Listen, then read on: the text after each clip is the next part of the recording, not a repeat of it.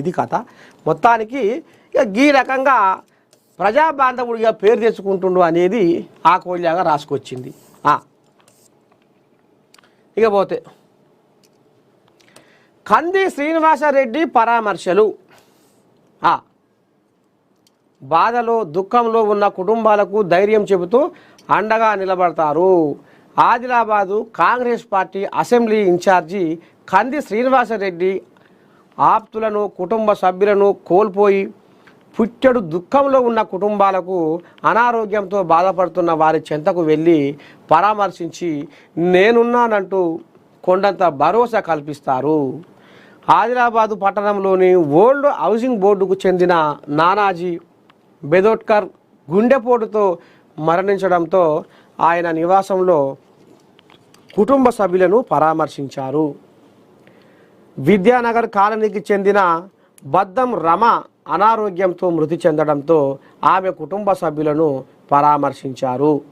అనంతరం కంది శ్రీనివాసరెడ్డి దగ్గరి బంధువు భీంపూర్ మండలం నిపాని గ్రామానికి చెందిన గోపిడి నాగారెడ్డి సతీమణి గోపిడి అనిత ఇటీవల మృతి చెందడంతో ఆయన నివాసానికి వెళ్ళి నాగారెడ్డితో పాటు కుటుంబ సభ్యులను పరామర్శించి ప్రగాఢ సానుభూతి వ్యక్తం చేశారు. ఈ కార్యక్రమంలో కాంగ్రెస్ నాయకులు గిమ్మ సంతోష్రావు, సామ రూపేష్ రెడ్డి, మల్లన్న యాదవ్, తమ్మల చందు, డేర కృష్ణారెడ్డి, నరేష్ రెడ్డి, అఖిల్ రెడ్డి తదితరులు పాల్గొన్నారు. ఆపతిలో అరుచుకున్నవాడే నిజమైన బాంధవుడు. ఇక పాపం మరి కొంతమంది ఇక మరి అనారోగ్యంతో కొంతమంది, గుండెపోటుతో కొంతమంది, ఇక వాళ్లకు నేనున్నా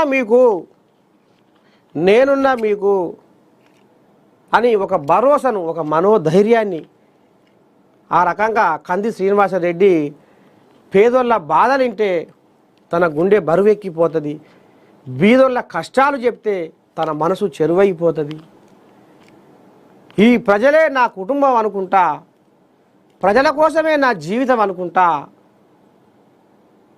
ఇవాళ జనాల మీద ధ్యాసతోటి జనాల మేలు కోరి జనం కోసం నేనున్నా అన్నట్టుగా కంది శ్రీనివాసరెడ్డి ఈ రకంగా వాళ్లకు భరోసా కల్పిస్తూ వాళ్లకు అభయం ఇస్తూ వాళ్లకు సహాయ సహకారాలు అందిస్తూ మునుముందుకు పోతుండు కంది శ్రీనివాసరెడ్డి.